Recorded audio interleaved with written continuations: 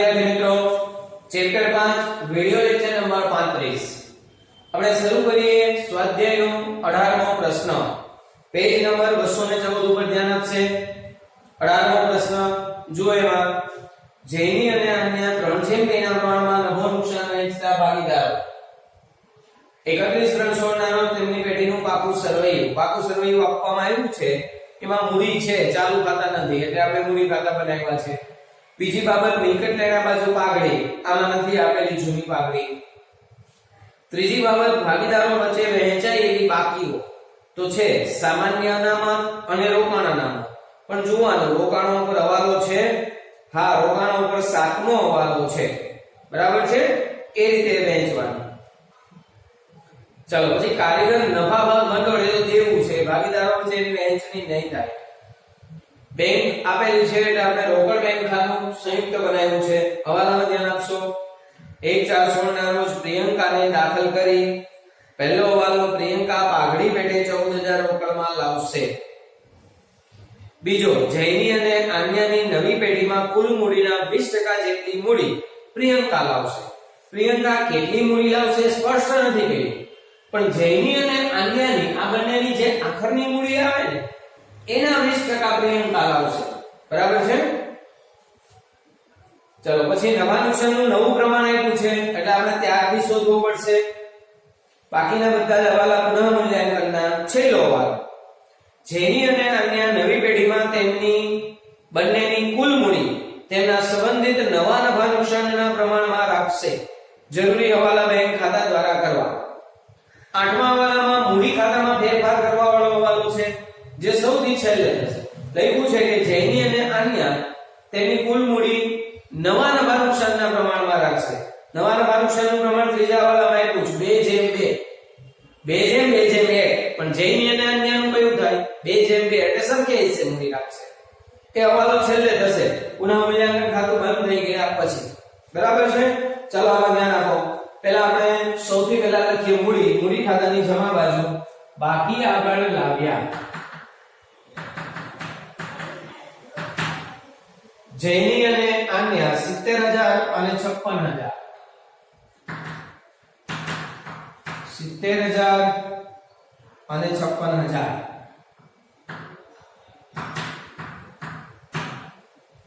ચાલો પછી સામાન્ય અનામત ભાગીદારો વચ્ચે વહેંચી દેવાની એટલે અહીંયા લખી દઈએ આપણે સામાન્ય અનામત જૈની અને અન્યનું ઉપર પ્રમાણ આપ્યું છે 3/2 આપણે વહેંચવાના છે 8400 3/2 થી 8400 3/2 એટલે આવશે 5040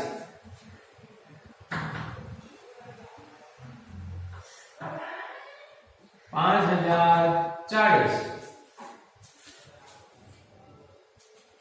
8400 ગુણ્યા 2/5 એટલે ત્યાં આવશે 3360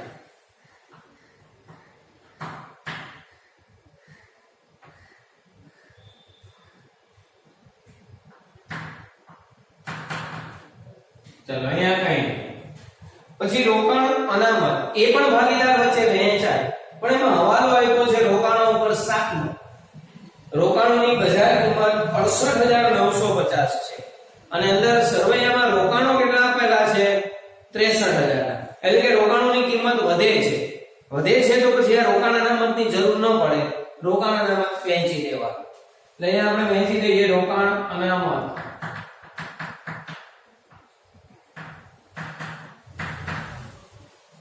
રોકાણ અનામત આપેલું છે 4200 એને 3/2 ના પ્રમાણથી વહેંચવાનું છે તો 2520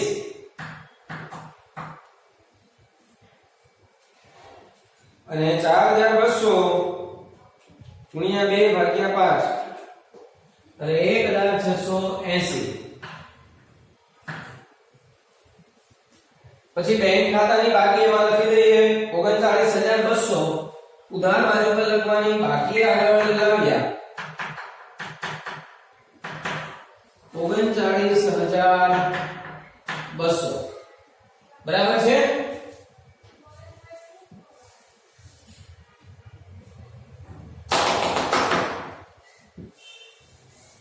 ચલો આગળ વધીએ.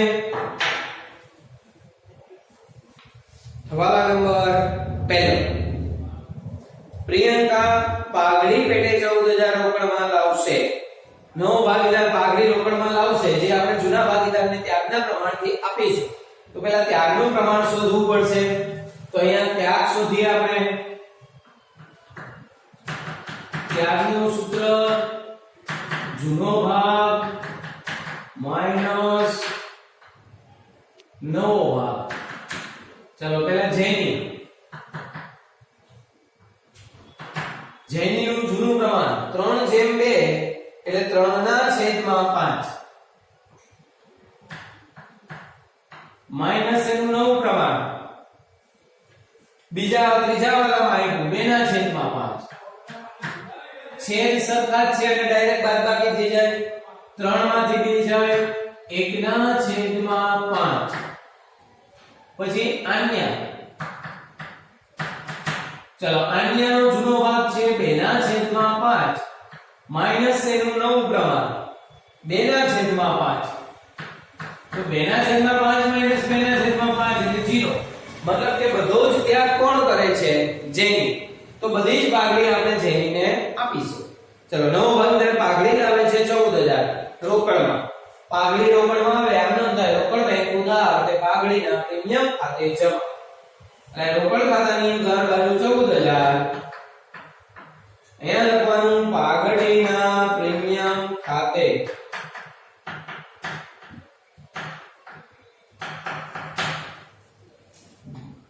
અને આ પાઘડીનું પ્રીમિયમ આપણે એક જ ભાગીદારને આપવાનું છે જેની. તો અહીંયા લખી દઈએ એના મૂડી ખાતાની જમા બાજુ રોકડ બેંક ખાતે. સોરી અહીંયા લખવાનું પાઘડીના પ્રીમિયમ ખાતે.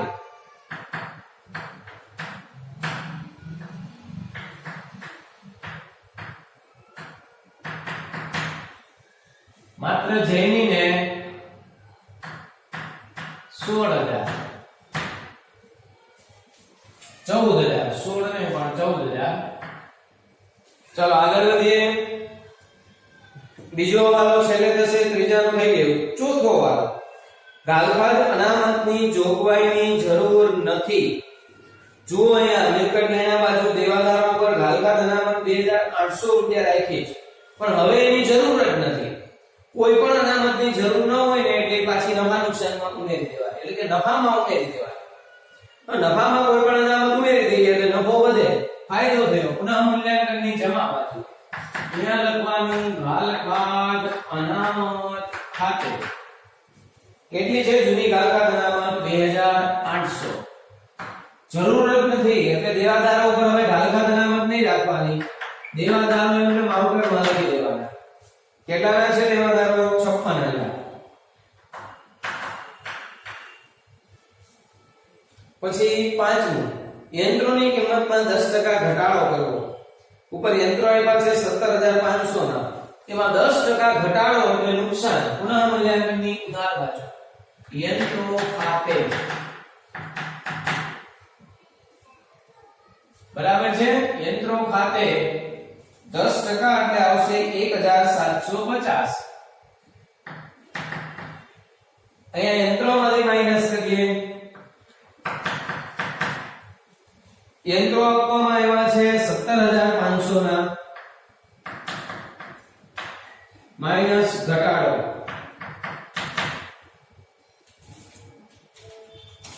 $17,500 માઈનસ 10% 15,750. આઉટરમાં 15,750.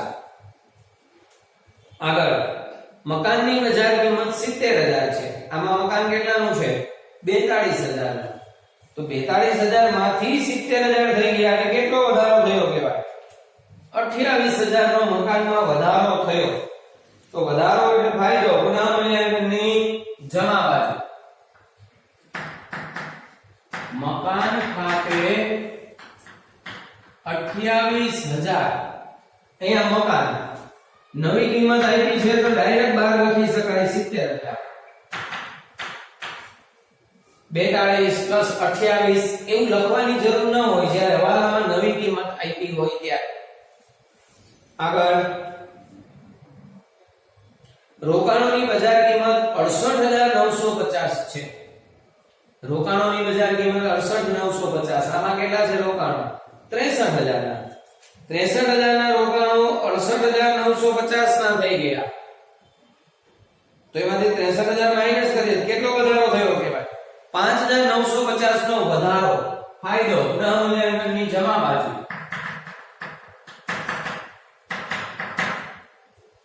5950. અહીંયા લખી દઈએ રોકાણો. ડાયરેક્ટ લખવાના 68950. જો અહીંયા આપણે રોકાણોની કિંમતમાં વધારો થાય છે એટલે જ આ રોકાણ અનામત ભાગીદારો વચ્ચે વહેંચી દીધું. જો રોકાણોની કિંમતમાં ઘટાડો થતો હોય તો એ ઘટાડો પુનઃમૂલ્યાંકનની ઉધાર બાજુ લખવાને બદલે રોકાણોમાંથી અનામતમાંથી આપણે માઈનસ કરી દે. બરાબર છે? ચાલો આગળ વધીએ. 8મો હવાલો એ સૌથી છેલ્લે થવાનો છે એટલે આપણે બાકીની વસ્તુ સરવૈયામાં લખી દઈએ. મિલકત લેણા બાજુ બધું જ આવી ગયું. મકાન, યંત્રો, રોકાણ, દેવાદાર, બેંક આવી ગઈ. આ બાજુ શું બાકી રહ્યું? કારીગર, નફા ભાગ, ભંડોળ. અહીંયા લખીએ કારીગર, નફા ભાગ, ભંડોળ 31500 અને પછી લેણદારો 44800.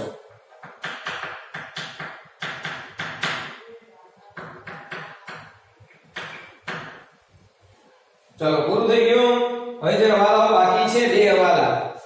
એક પ્રિયંકા નવી પેઢીમાં કેટલી મૂડી લાવશે તે, અને 8મો હવાલો જૂના ભાગીદારો તેમની મૂડી નવા નફા નુકસાનના પ્રમાણમાં રાખશે તે.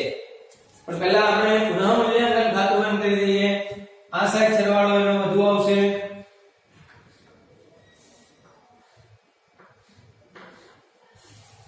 $2800 પ્લસ 28000 પ્લસ 5950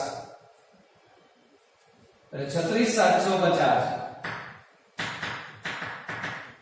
અહીંયા 36750 એમાંથી માઈનસ કરીએ 1750 એટલે 35000 રૂપિયા બાકી આવશે.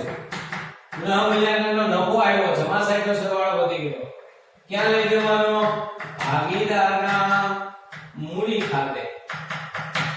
જેની અને અન્ય. ચાલો એનું પ્રમાણ છે 3/2. તો 35000 ને 3/2 ના પ્રમાણથી વહેંચીએ એટલે 21000 અને 14000. ચલો આ નફો ક્યાં લઈ જવાનો? પુનઃમૂલ્યાંકનનો નફો અહીંયા ભાગીદારના મૂડી ખાતાની જમા બાજુ. અહીંયા લખવાનું પુનઃમૂલ્યાંકન ખાતે.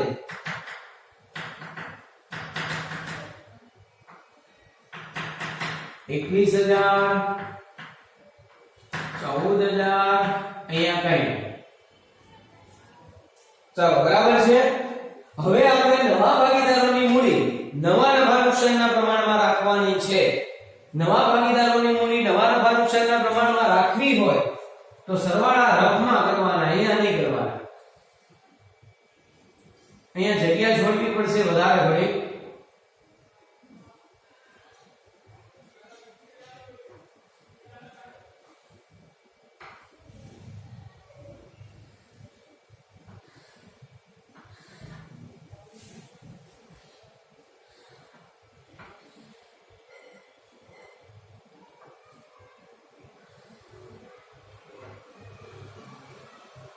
ચાલો આપણે રફમાં સરવાળો કરીએ. પહેલા જૈનીનો બરાબર. અહીંયા સમજો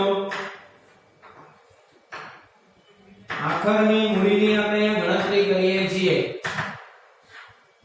આમાં એવું લખ્યું છે કે જૈની અને અન્ય નવી પેઢીમાં તેમની કુલ મૂડી સંબંધિત નવા નફા નુકસાનના પ્રમાણમાં રાખશે. નવા નફા નુકસાનનું પ્રમાણ તો આપણને ખબર છે, ત્રીજા વાળામાં આપ્યું છે 2/2. એટલે જૈની અને અન્યનું થાય 2/2 એટલે સરખી હશે 1/1. મતલબ કે બંને આખરની મૂડી સરખી રાખશે 1/1. પણ 1/1 શેના કરવાના? આખરની મૂડી સરખા હિસ્સામાં રાખવી છે 1/1 ના પ્રમાણમાં. પણ એ 1/1 શેના કરવાના? તો તો શેના કરવાના એ રકમ આપણી પાસે નથી એટલે શું કરવાનું રકમા અને આખરની મૂડી શોધવાની જેની અને આન્ય બંનેનો સરવાળો કરી દેવાનો અને પછી 1:1 ના પ્રમાણમાં કરી દેવાનું બરાબર છે તો આ રીતે થશે જેની આપણને ખબર છે કે જમા સાઈડનો સરવાળો વધુ આવે તો રકમા કરીએ 70000 પ્લસ 5040 પ્લસ 2520 પ્લસ 14000 પ્લસ 21000 એટલે 1,12,560 1,12,560 જુઓ ઉધાર બાજુ કઈ માઈનસ કરવાનું છે કઈ ઉધાર બાજુ રકમ જ નથી એનો મતલબ એની આખરની મૂડી કેટલી થશે તો એની આખરની મૂડી થશે 1,12,500 1,12,560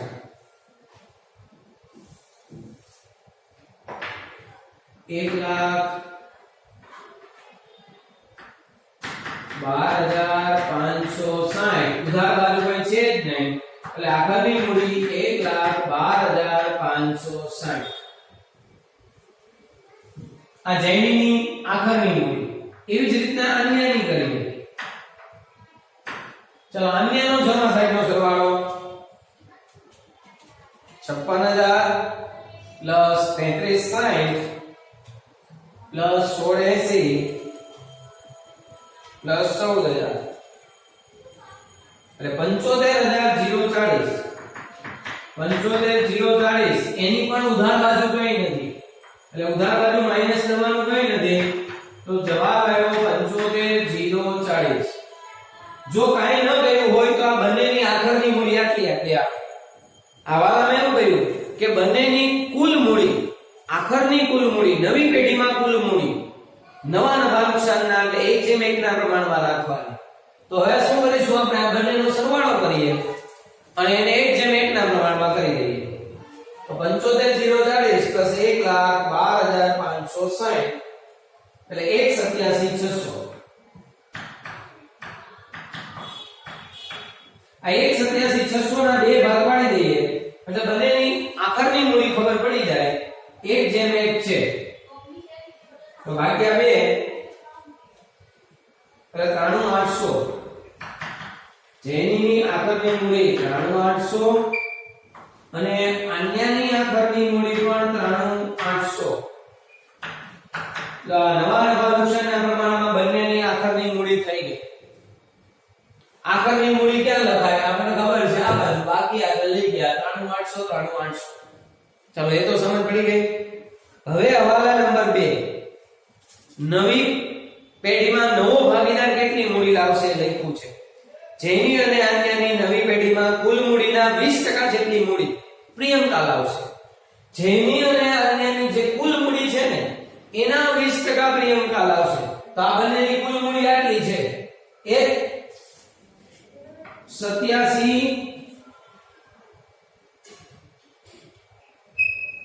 20% કોણ લાવશે પ્રિયંકા કુલ મૂડીના 20% પ્રિયંકા તો અહીં લખીએ 1,87,600 એના ગુણ્યા 20% એટલે પ્રિયંકા લાવશે 37,520 તો ત્રણેયની આખરની મૂડી આપણને ખબર પડી ગઈ પેલા નવો ભાગીદાર મૂડી રોકડમાં લાવશે એની અસર આપી દઈએ પ્રિયંકા 37,520 રોકડમાં લાવશે તો રોકડ આવે આ બાજુ લખવાનું 37,520 પ્રિયંકાના મૂડી ખાતે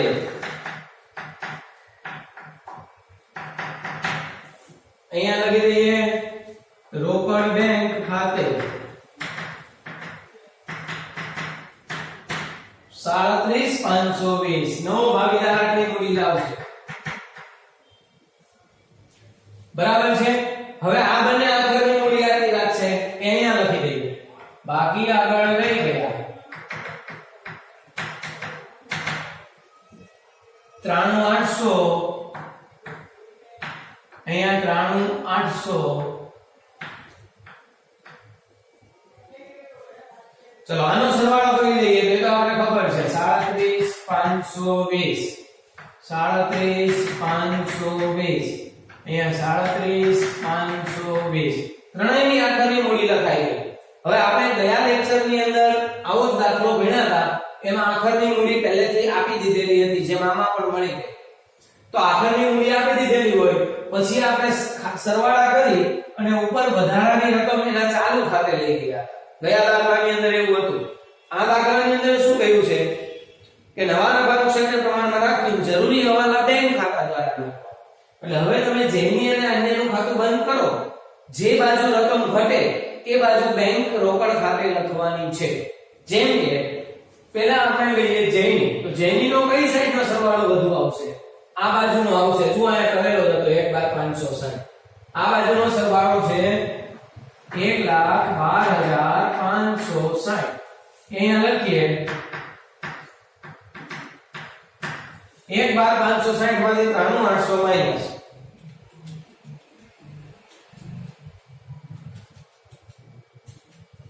તો 18,760.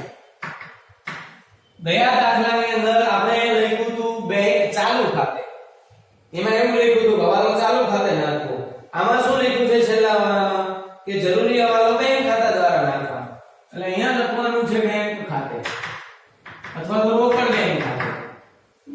એનો મતલબ એવો થાય કે જેનીનો જમા સાઈડનો સરવાળો વધુ આવ્યો, ઉધાર સાઈડ આટલી રકમ ઘટે છે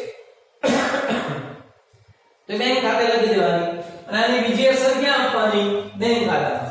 ત્યાં કઈ બાજુ આવી? ઉધાર બાજુ. તો અહીંયા આવે જમા બાજુ.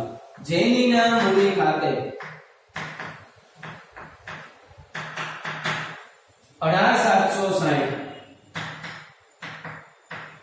ચલો એવી જ રીતના અન્યનું ખાતું બંધ કરીએ તો અન્યનો આ સાઈડ સરવાળો વધુ આવશે, કારણ કે એનો જમા સાઈડનો તો પહેલેથી કર્યો 75,040 છે. તેનો આ સાઈડ સરવાળો વધુ આવશે 93,800. 93,800 અહીંયા લખીએ, એમાંથી આ બધું માઈનસ કરીએ. 56,000 માઈનસ 33,60 માઈનસ 16,80 માઈનસ 14,000 એટલે 18,760. 18,760 ત્યાં લખવાનું રોકડ બેંક ખાતે કે ખાલી બેંક ખાતે. હવે જેનીનો ઉધાર અન્યનો ઉધાર સાઈડનો સરવાળો વધુ આવ્યો એટલે જમા બાજુ રકમ ઘટી, ત્યાં લખ્યું બેંક ખાતે. હવે અહીંયા જમા બાજુ રકમ આવી છે, તેની બીજી અસર અહીંયા ઉધાર બાજુ આવશે. 18,760 અન્યના મૂડી ખાતે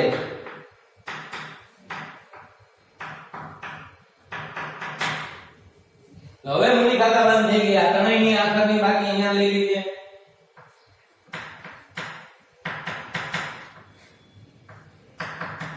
જેની અન્ય અને પ્રિયંકા.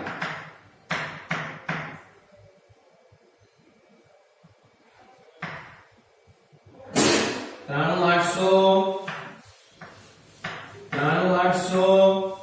અને 37,520 બરાબર છે.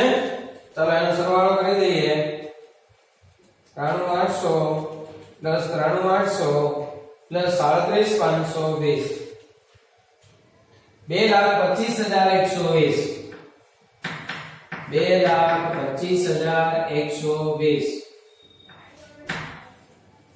ચાલો હવે આનો સરવાળો કરીએ.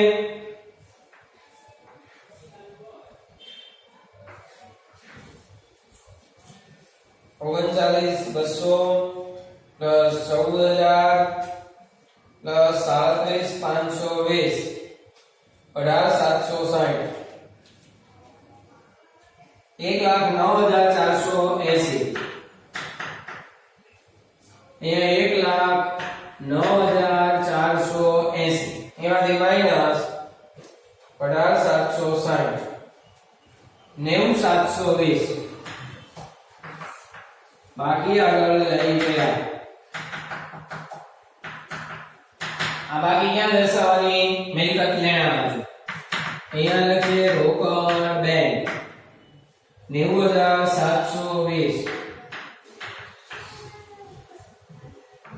હવે અહીંયા સરવાળા કરીએ.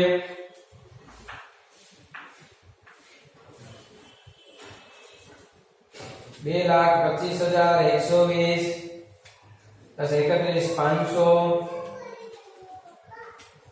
પ્લસ 44,800 3,01,420. અહીંયા 56,000 પ્લસ 15,750 70,000 68,950 90,720 3,01,420. ચલો બરાબર છે. ન સમજાય ફરી પાછો આ દાખલો વ્યવસ્થિત જોવાનો. આ આખરની મૂડી આપણે કઈ રીતે શોધી કે એનો હવાલો બેંક ખાતામાં નાખ્યો છે તે અને નવો ભાગીદાર પ્રિયંકાની 20% મૂડી કઈ રીતે આવી તે. બરાબર છે. આ જ રીતે આખો દાખલો ચોપડાની અંદર લખવાનો છે. ઓકે. જય શ્રી કૃષ્ણ.